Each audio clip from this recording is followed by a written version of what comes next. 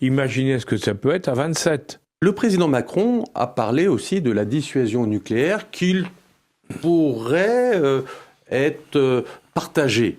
Alors, une question de nos auditeurs, qu'est-ce que vous pensez de cette idée, de cette dissuasion nucléaire française qui pourrait être mise au service et partagée avec nos partenaires européens? Alors, je vais vous répondre, c'est très simple. Alors, c'est d'une simplicité biblique.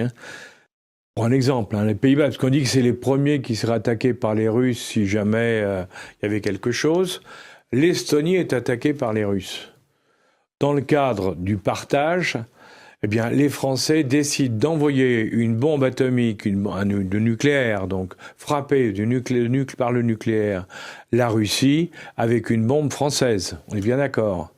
Que font les Russes ? Ils répondent, parce que la dissuasion, c'est à chaque fois, c'est si tu me tires dessus, moi je te réponds.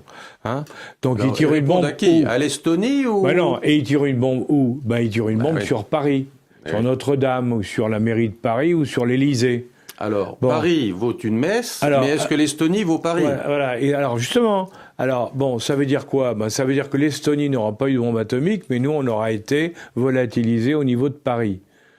Alors, est-ce que c'est bien sérieux ? Et la question qu'on peut poser, c'est il est inconcevable qu'un président, même s'il a le pouvoir régalien que lui donne la Constitution, puisse envisager une solution pareille sans faire voter les Français.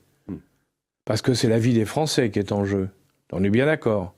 Et là, dans un changement de stratégie par rapport à ce qui a été agréé et voté depuis 1958, depuis 1960. Donc, il faut faire un vote. Est-ce que vous pensez sérieusement que les Français vont dire « on est prêt à mourir à Paris pour l'Estonie » ? Je pense pas. Ou alors, si le président passe au-delà de ça, ça devient antidémocratique. Et là, attention, parce que c'est tellement grave compte tenu des morts, ça peut se terminer en haute cour. Eh oui, toujours